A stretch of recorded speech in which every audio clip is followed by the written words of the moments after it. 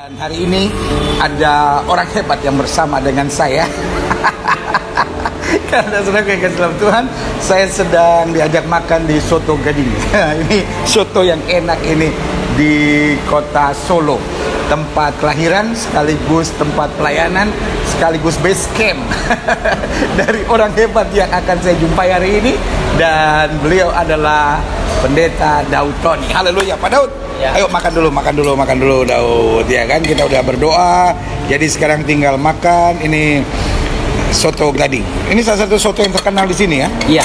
Katanya presiden juga suka makan di sini atau suka beli makan di sini. Wah, banyak pejabat makan di sini Pak gitu. Oh begitu ya. Daud, ini sambil kita makan pagi ini Daud, Ya. kita mau ngobrol-ngobrol dulu tentang pemerintah dan bangsa. Saudara yang kasih dalam Tuhan, kalau bicara sama Pendeta Daud Tony, bukan bicara tentang bangsa negara, bukan bicara tentang pemerintah, bukan bicara tentang bagaimana soto ini dibuat, tetapi pasti bicara tentang roh-roh setan. Karena Pak Daud ini ahli demonologi, ya, ahli dunia persetanan. Bukan karena sekedar belajar persetanan, tetapi karena hidup dalam dunia persetanan Dan pernah jadi setan. pernah berkawan karib dengan setan, ya kan? Nah, Pak Daud bagaimana? Solo bagaimana hari-hari ini? Semua baik Pak Gilbert. Iya. Ya, semua baik. Tapi ini banyak sekali kasus okultisme. Ya. Jadi sekarang Ini walaupun pandemi, setan jalan terus. malah justru karena pandemi ini setannya tambah banyak. Banyak orang jadi kerasukan setan. Karena gini Pak Gilbert. Karena gini, penampakan setan bisa terjadi itu mengambil energi negatif dari manusia. Ya. Jadi penampakan setan itu bisa terjadi itu 75% harus ada energi negatif dulu. Iya. Makanya orang yang takut setan pasti ketemu setan. Iya, kenapa sekarang banyak sekali penampakan setan? Karena sekarang ini kan banyak orang terintimidasi. Banyak orang ketakutan. Banyak orang panik. Ya. Dan banyak orang stres. Nah, dalam sisi alam roh itu adalah energi negatif. Makanya semakin banyak pandemi kan semakin banyak ketakutan, semakin banyak teror, semakin banyak intimidasi. Nah, semakin banyak intimidasi, semakin banyak orang stres. Nah, itu bisa diubah menjadi penampakan, diambil energi negatif, dirubah jadi penampakan setan. Makanya banyak sekali penampakan setan saat ini luar biasa. Iya. Oh, jadi orang yang takut itu energi yang di dalamnya negatif dan itu mengakibatkan dia bisa lihat setan. Bukan, jadi iblis, setan mengambil energi negatif itu untuk dirubah menjadi penampakan. Makanya orang yang takut setan pasti ketemu setan. Tapi orang yang berani sama setan tidak lihat setan sampai dia mati. Iya. Jadi sebetulnya kenapa orang bisa lihat setan? Pertama, ada juga kasus titisan, kutuk. Iya. Jadi dari garis keturunan. Kedua, Iya, kan ada orang yang dari kecil bisa lihat setan. itu kutuk. Kenapa? Itu kutuk.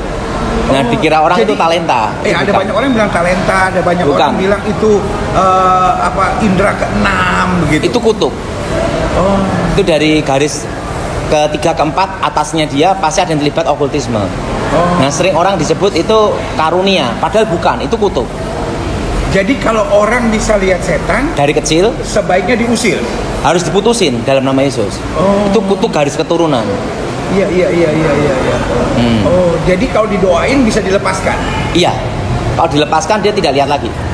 Oh, jadi semua anak kecil yang bisa lihat setan dan lain-lain Itu pasti kutuk. itu harus ditolak. Harus ditolak. Oh. Iya. Beda dengan yang kedua, karunia dari Tuhan. Iya. Nah, ada bedanya Pak Gilbert. Kalau kutuk dari titisan, sewaktu dia mau lihat. Iya. Beda dengan karunia. Karunia itu didapat setelah bertobat. Iya. Itu pun tidak bisa digunakan setiap saat. Jadi bukan setiap kali lihat setan, setiap kali Enggak. lihat setan. Jadi gini Pak Gilbert, untuk melihat setan, tidak semua manusia atau binatang bisa melihat. Iya.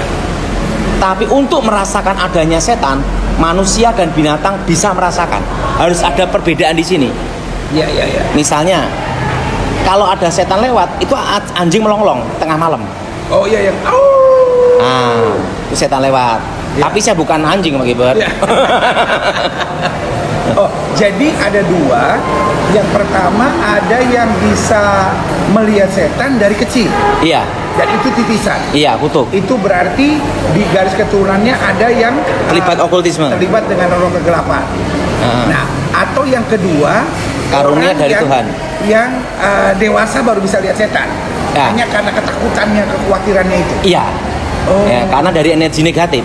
Jadi ada orang kan yang bilang, saya biasanya nggak pernah lihat setan, tapi hari-hari terakhir ini kok saya lihat setan di sini, lihat setan di sana gitu. Karena gini Pak Gilbert, semua penampakan setan itu harus ada energi negatif, namanya sugesti. Makanya rata-rata itu suatu penampakan itu terjadi karena ada mitos dulu, ada kepercayaan, ada sugesti dulu. Oh, di sini ada banyak setan. Iya. Oh, iya. Nah, karena ini pandemi kan banyak sekali intimidasi, orang stres, orang panik dan lainnya. Ya. Kalau itu dari kan tadi Pak Daud bilang ada yang dari titisan, tapi ada juga yang dari karunia Tuhan. Nah, pertanyaannya ngapain Tuhan kasih karunia untuk lihat setan? Kan lihat musuhnya itu. Untuk membedakan roh. Nah, kan pada waktu pelayanan pelepasan sering kejadian setan itu ahli menyamar. Nah, untuk membedakan itu dari Tuhan atau dari setan, perlu karunia membedakan roh. Itu sebabnya nggak selalu bisa kelihatan. Iya. Setannya kan, kalau kita lihat kan orang-orang yang bisa lihat setan kan dia bukan tergantung dirinya kapan dia butuh kan. Iya. Tetapi justru tergantung setannya kapan dia mau munculkan kan. Iya. Nah, Jadi kalau karunia dari Tuhan itu tidak bisa digunakan sesukanya. Saat tertentu aja. oh, karena itu dikendalikan oleh roh Tuhan. Iya. Nah, Daud, kan sekarang pertanyaannya gini. Setan kan ada di mana-mana. Nah, Setan kan ada di mana-mana. banyak di mana-mana. Tetapi kenyataannya orang yang bisa lihat setan itu kan nggak selamanya lihat setan kan. Jadi maksudnya kadang-kadang di sini, oh ini ada satu. Nah, tapi pertanyaannya kan setan harusnya ada di mana-mana kan. Jadi Iya. nggak mungkin cuma di satu ruangan. Iya, ada satu. betul, betul. Bagaimana menurut Pak Daud? Itu tergantung setannya mau menampakkan diri ke siapa. Sama orang tersebut terbuka indera keenamnya kapan. Nah, ini pengalaman saya Pak Gilbert ya. Saya kan pernah hidup di dua alam. Ya. Jadi pada waktu saya belum bertobat, saya itu hampir tidak bisa membedakan antara Ini kalau hidup di dua alam nih, kalau saudara sepupu kita bilang ini termasuk barang najis, ini barang haram nih. Kan kalau hidup di dua alam itu barang haram dong. Nah, gimana? Dan betul Alkitab kan bilang kita tidak bisa mengabdi kepada dua Tuhan. Nah, saya waktu belum bertobat hidup di dua alam. nah apa maksudnya? Jadi saya itu hidup di alam nyata tapi juga di alam gaib. Nah, Sehingga waktu saya belum bertobat, hampir tidak bisa membedakan antara alam nyata dan alam gaib. maksudnya gimana? Misalnya saya sama Pak Gilbert gini ya, Iya. saya berdua ngobrol-ngobrol ini. Iya. Nah, saya ini bisa melihat roh-roh yang di dalam ini semua. Itu seperti kayak gini nih, alam kerajaan gitu. Dan itu saya ngelihat itu seperti 24 jam. Nah, untung saya tidak gila. Makanya orang yang belajar ilmu gaib, Kayak switch on, switch off. iya. Oh, iya? Itu saya hidup seperti itu penyesuaian sampai kira-kira setahun 2 tahun. Hidup di dua alam.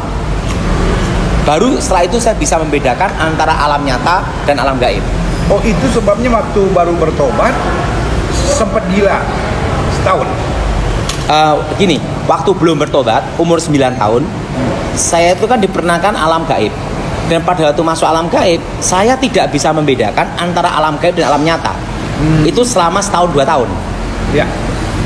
Jadi kayak tabrakan-tabrakan gini nih, kan alam roh tidak dibatasi ruang dan waktu.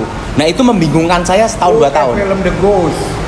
Kan kalau di dunia ada film The Ghost kan yang dia pikir dia ada di alam nyata padahal udah alam gaib. Tapi lebih ekstrim dari itu Pak Gilbert. Karena tidak hanya satu roh, banyak roh. Nah, itu tidak bisa bedain saya. Sampai setahun 2 tahun. Itu umur 9 tahun sampai 10 tahun. Nah, Karena masih kecil waktu itu. karena masa transisi itu masa yang bahaya kata guru saya. Kalau sampai tidak kuat gila. Oh, Karena itu, tidak bisa bedain. itu sebabnya banyak orang belajar ilmu kegelapan akhirnya jadi gila. Gila, karena tidak bisa bedain antara alam nyata dan alam gaib. Iya. Nah, saya melewati fase itu lolos setahun 2 tahun. Iya. Nah, makanya waktu saya pernah sama Pak Gilbert duluan hilang ingatan 1 tahun. Makanya waktu baru bertobat pindah ke alam Nyata. Bingung. Iya. Oh, gitu ya, gitu. Dan saya udah Jadi insting saya bukan melihat Pak Gibran ya, bukan melihat. Insting saya adalah dua alam. Itu yang Pak Daud bilang, mungkin kita nggak bisa lihat, tapi kalau orang yang dibuat kepekaan oleh Tuhan Bisa. akan merasakan. Nah, Apa tujuannya kita merasakan itu? untuk menghadapi melawan. Itulah namanya doa peperangan. Kita ini hidup dalam peperangan gitu. Iya. Dan itu yang membuat kita ngerti bahwa wah ini saya harus tolak, saya harus patahkan karena Iya. kita rasa wah ini bukan dari Tuhan. Iya. Nah kalau itu yang kita rasakan, apa yang harus kita buat? Usir dalam nama Yesus. Kita patahkan, hancurkan kekuatan setan. Setan itu tidak bisa mati Pak Gibran, tapi bisa dihancurkan kekuatannya. Setan bisa bertambah nggak dong? Tidak. Oh. Jadi katanya orang mati bunuh diri jadi arwah penasaran. Itu setan menyamar. Oh. Tuyul pun setan menyamar.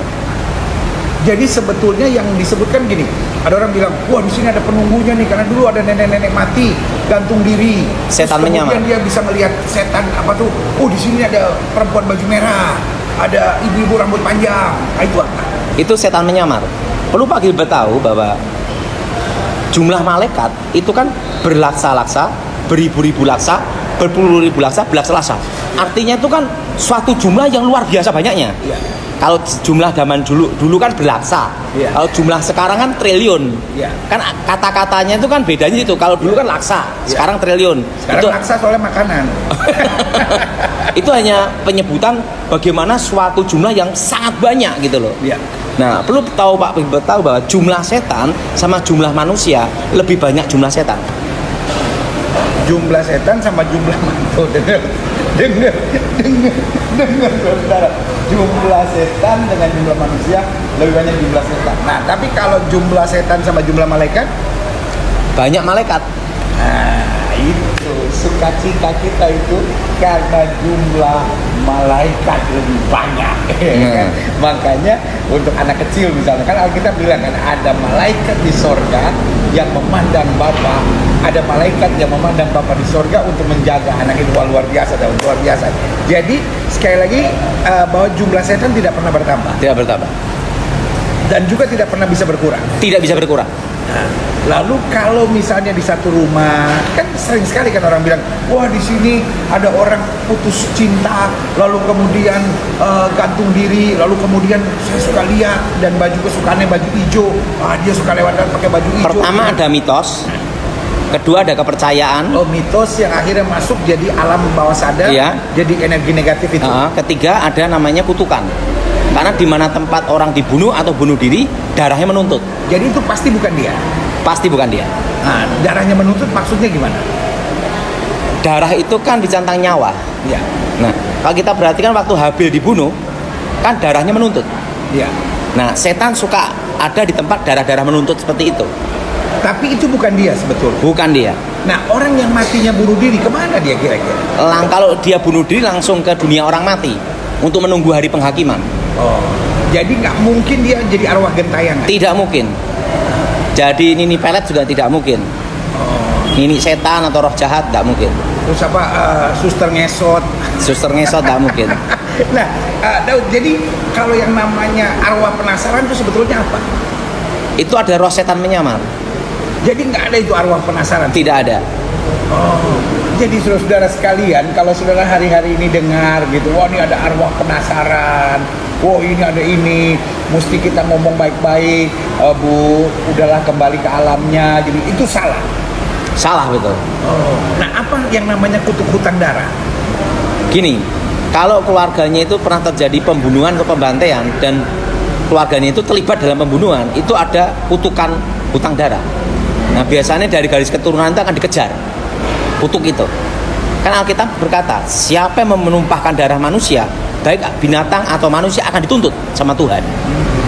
Nah, itu harus diputuskan, patahkan kutukan hutang darah. Nah kalau orang misalnya seorang bapak misalnya, Pak Daud, kan banyak yang pakai kuasa kegelapan, lalu kemudian anaknya jadi gila, Itu atau kutuk. anaknya jadi mati, Kutuk. gitu kan? Nah itu gimana? Itu kutuk keturunan. Itu harus diputuskan, dipatahkan dalam nama Yesus. Nah, kalau di satu kota atau satu negeri, mungkin nggak adanya kutub-kutuban darah? Karena saya pelajari di satu negeri, di satu kota, sering kali kejadian misalnya di kota itu pasti ada kerusuhan yang mengakibatkan penumpahan darah. Pasti. Itu kenapa? Itu pernah terjadi pembantaian, itu kutukan darah di kota itu. Perlu Pak Gilbert tahu bahwa semua pergantian dinasti, pergantian kerajaan, pergantian pemerintahan, revolusi dan lainnya, pasti ada darah tertumpah. Dan itu membuat suatu negara atau kerajaan atau pemerintahan ada kutukan di situ. Nah, itu harus dipatahkan, namanya perlu doa syafaat, memutuskan dalam nama Yesus. Iya. Karena kan gini, Daud, ada banyak orang yang bilang bahwa jika satu kuasa kegelapan memerintah, ya kan, dan itu kan ada banyak orang yang bilang gini, setan tuh minum darah, ya kan. Nah, sehingga kejadian seringkali dalam satu rumah tangga, kok bisa ada yang setiap keturunan pasti ada salah satu yang dibunuh, Itu atau kutuk. mati kecelakaan, atau Ada. dibunuh, atau Iya. dirampok yang sampai berdarah gitu. Jadi artinya darah tertumpah. Nah, saya pelajari bukan hanya di keluarga misalnya, tetapi dalam pelayanan tertentu gitu. Ada yang setiap pelayanan itu kok ada yang matinya dibunuh gitu. Tapi lebih besar lagi, kemudian terjadi di satu kota atau di satu negeri, ada saja selalu pemimpin-pemimpinnya, masyarakatnya banyak gitu tiba-tiba mati karena banjir. Banjir sih normal gitu. Tapi ini banjir yang mengakibatkan 17 orang mati. Lalu ada kebakaran yang mengakibatkan 8 orang mati gitu. Nah, kenapa itu bisa terjadi? Itu kutuk. Dan itulah perlunya doa pematahan kutuk. Makanya gereja itu harus bersatu untuk pematahan kutuk keturunan, kutuk utang darah. Oh, itu dua hal yang penting, kutuk keturunan sama kutuk utang darah. Ya, karena gini, Indonesia pernah dijajah Belanda. Dan itu pasti terjadi pertumpahan darah, perang. Kedua, G30 SPKI. Iya, kayak setiap fase selalu ada di bangsa ini kan, Daud? Iya, itu namanya ada kutuk darah itu. Dan itu harus dipatahkan dalam nama Yesus. Iya. Kalau kutuk darah itu sebenarnya paling banyak di Pulau Jawa. Makanya semua pergolaan seluruh Indonesia itu hanya ada di 2 tempat, Pak Gilbert. Puter-puternya ada di 2 tempat. Pertama Jakarta, dan barometernya adalah kota Solo. Iya. Nah, menurut Pak Daud, di bangsa ini ada banyak nggak pemimpin yang percaya dukun-dukun, kuasa kegelapan? Banyak. Apa akibatnya? Nah, disitulah Indonesia ini kan harusnya negara kaya raya karena semua ada. Ya. Nah, karena banyak orang-orang pejabatnya, pemerintahan, ya ada yang terlibat okultisme, ya makanya Indonesia jadi negara yang hutangnya banyak, Pak Ibat. Jadi ini banyak korupsi. Ini pembicaraan sederhana, bukan pembicaraan politik, saudara. Tetapi dari pembicaraan sederhana ini sudah saatnya kita belajar bahwa hati-hati dengan kuasa-kuasa kegelapan. Terlalu banyak orang yang menyebut dirinya pemimpin, terlalu banyak orang yang menyebut dirinya pejabat, terlalu banyak orang yang menyebut dirinya mungkin jenderal polisi, jenderal tentara, tapi yang percaya kuasa kegelapan, percaya dukun-dukun. Ini saatnya untuk berhenti percaya dengan dukun-dukun dan kuasa-kuasa kegelapan, karena dukun-dukun dan kuasa kegelapan bukan hanya urusan pribadi, tetapi juga mendatangkan kutuk. Dan kutuk yang bukan hanya datang buat keluarga, tetapi bisa untuk satu kota, satu bangsa, satu negeri. Karena pada dasarnya iblis itu mau mengikat, iblis itu mau membelenggu, iblis itu mau menghancurkan.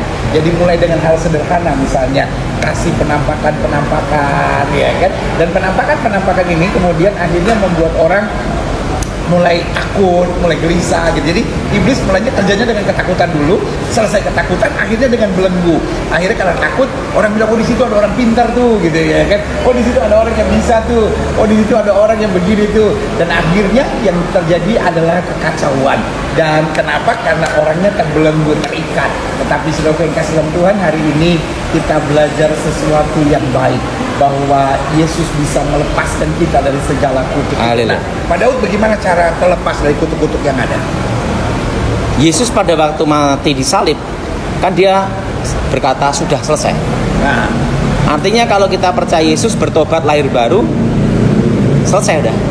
Yang jadi pertanyaan, sudahkah kita lahir baru? Itu pertanyaannya sebenarnya. Sekarang kalau untuk kita doakan satu kota misalnya, kita doakan orang lain misalnya, atau kita doakan satu negeri, apa yang harus kita buat? patahkan kutuk utang darah dan patahkan kutuk alam kubur. Apa lagi itu kutuk alam kubur? Karena ini berhubungan dengan pemanggilan arwah.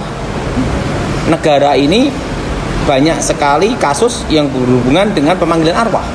Manggil roh Gajah Mada lah, roh raja apalah, roh macam-macam. Tapi bisa nggak panggil roh? Itu roh setan menyamar semua, Pak Gilbert. Jadi baik yang roh penasaran, arwah penasaran, Roh terus raja. pemanggilan roh itu Setan termasuk menyamar. Apa yang terjadi dengan praktek pemanggilan arwah? Itu nanti kebanyakan kena kutuk kecelakaan dan kutuk kemiskinan dan sakit penyakit, malah petaka banyak terjadi. Ya. Makanya kita perhatikan negara kita ini kan banyak sekali masalah. Iya, iya.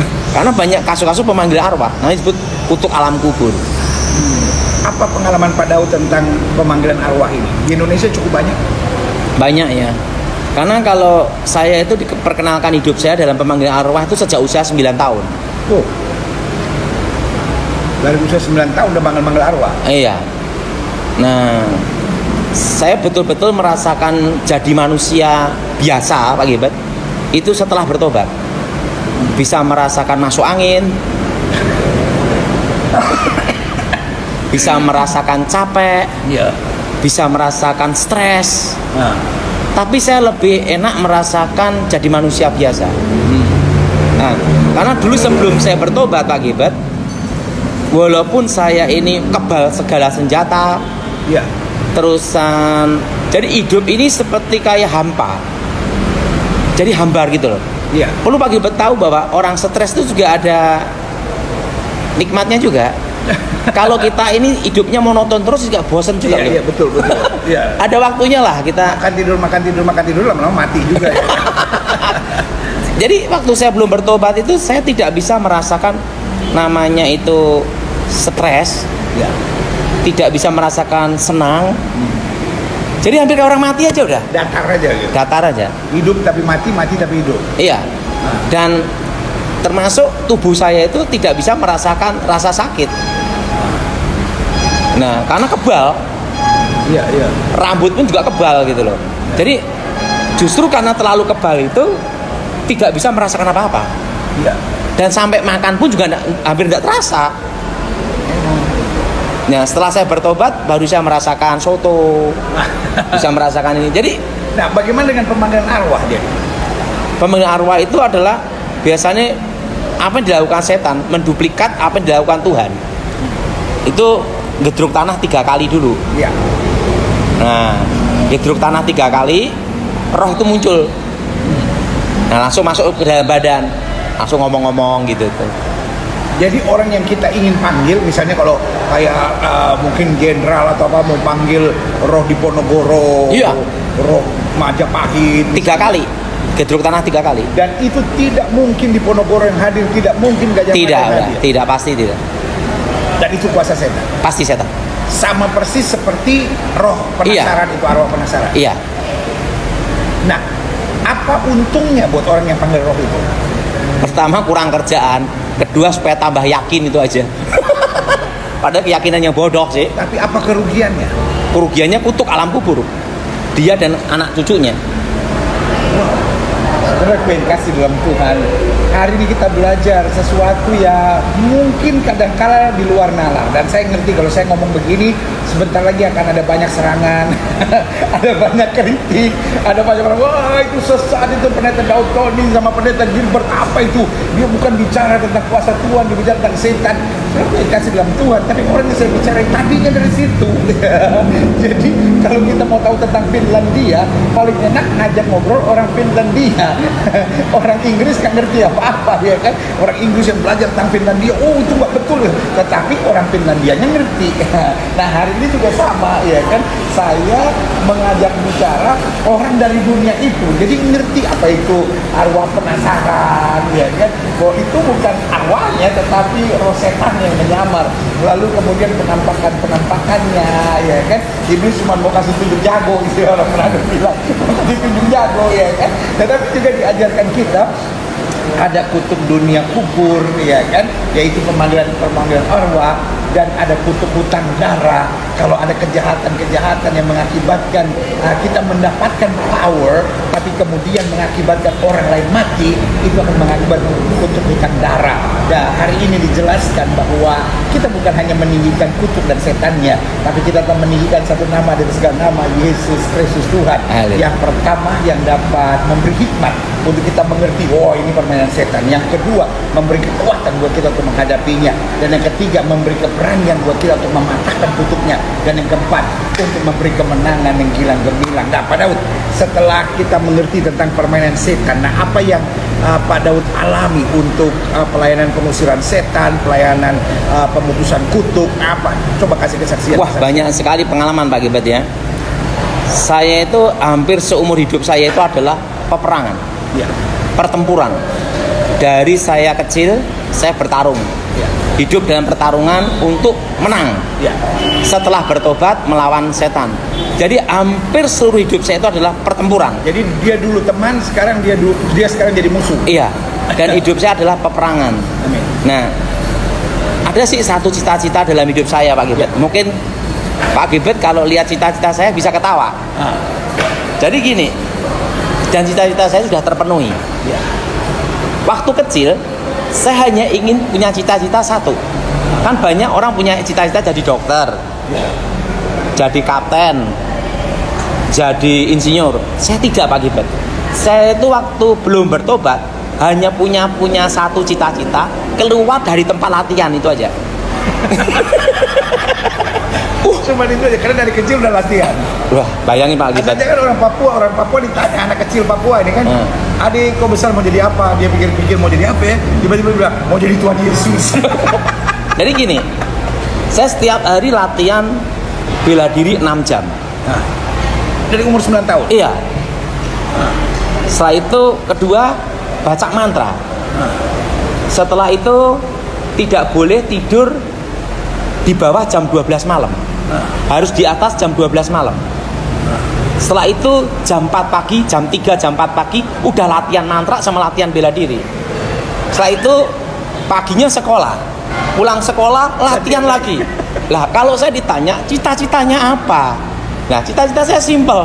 Kapan bisa keluar dari tempat itu? Itu aja. Dan sekarang udah keluar. Sudah keluar. Tapi tetap berperang. Berperang. Lawan kuasa kegelapan. Iya. Jadi saya ini setelah bertobat tuh baru menikmati yang namanya jadi manusia. Pernah kalah nggak Pak Daud? Saya hanya kalah sekali aja. Kan saya kalah dilayani Pak Gilbert sama pendeta Pinky. Oh bukan. Setelah bertobat ini dalam pelayanan kan setan kan kadang-kadang Belum menang kalah saya. Dan selalu lihat kemuliaan Tuhan. Iya. Luar biasa. Dan tahu nggak cita-cita sekarang saya setelah bertobat pasti juga beda juga Pak Gilbert. Nah, apa lagi? Saya tuh cita-citanya nanti pada hari terakhir ketemu Tuhan, saya berkata, Tuhan, aku sudah menyelesaikan tugasku. Itu aja. Amin. Lihat sudah menarik ya. Kalau dulu Pak Daud latihan sendiri untuk merebut kemenangannya. Sekarang Tuhan Yesus yang mati bagi dia, sehingga sesuai dengan kesaksiannya tidak pernah dia kalah dalam pertandingannya. Kenapa? Karena kemenangan sudah Tuhan Yesus sediakan. Bagi dalam pertempuran, dalam peperangan melawan setan, saya itu sudah menghadapi berbagai negara. Pertama, menghadapi dari Thailand sudah. Karena saya dulu kan pernah di pengamanan presiden lagi, Pak. Ya. Diminta sama Pramono Edi Wibowo menghadapi India sudah, menghadapi dari China sudah. Saya sudah menghadapi tingkatan setan dari beberapa negara, termasuk dari Burma. Dukun-dukun seperti itu. Jadi ekspor import sudah itu Pak Gilbert. Dan cita-cita saya, kalau saya ini Pak Gilbert ya, menunggu kapan waktu dipanggil Tuhan aja. Saya sudah siap aja. Jadi selama masih ada kesempatan perang lagi. Iya. Sampai lihat kemenangan yang Tuhan sediakan. Luar Dan biasa. nanti waktu ketemu Tuhan pada hari penghakiman, saya hanya ingin berkata sama Tuhan, Tuhan, aku sudah menyelesaikan tugasku. Haleluya. Pak Daud, mungkin ada hal-hal yang mau disampaikan Iya. untuk pemirsa? Penting jangan main-main sama setan, itu aja. Ya Tuhan, dari kasih dalam Tuhan kita belajar sesuatu yang sederhana. Yang penting jangan main-main sama setan, karena iblis itu mencuri, yang mencuri, membunuh dan membinasakan. Awalnya kelihatannya mau tolong kita, awalnya kelihatannya mau bikin kita bahagia, awalnya mau buat kita kelihatan sukses, awalnya mau buat kita kelihatan punya pangkat yang baik, tapi kemudian menghancurkan. Hati-hati dengan kutuk alam kubur, hati-hati kutuk hutan darah, dan hati-hati dengan penampakan iblis, karena itu tujuannya hanya untuk menyerap energi negatif kita, mengikat, membelenggu kita, dan akhirnya menghancurkan kita. Begitu Pak Daud? Iya, dan Pak Gilbert gini ya, setelah saya renungkan ya, setelah saya bertobat melayani ya, sebenarnya kita nih hidup simpel aja. Kita ini punya istri baik, anak baik, itu lebih baik daripada kita itu dari yang lain harta. Udah itu aja. Dan untuk mempunyai istri yang baik, kita harus jadi suami yang baik kan? Iya. Banyak orang mikir, saya cerain aja istri saya karena nggak baik dia. Kata Pak Daud, pokoknya cari yang baik. Saya happy aja udah. Yang penting kita jadi baik, kita terima segala keadaan dengan syukur. Dan penting sehat gitu aja. Dan hidup kan nggak bisa sempurna, tapi kalau kita bersyukur dalam segala perkara. Dan yang ada lagi yang nomor satu Gilbert, kita bisa tidur dan bisa makan, itu adalah anugerah. Itu aja. Amin.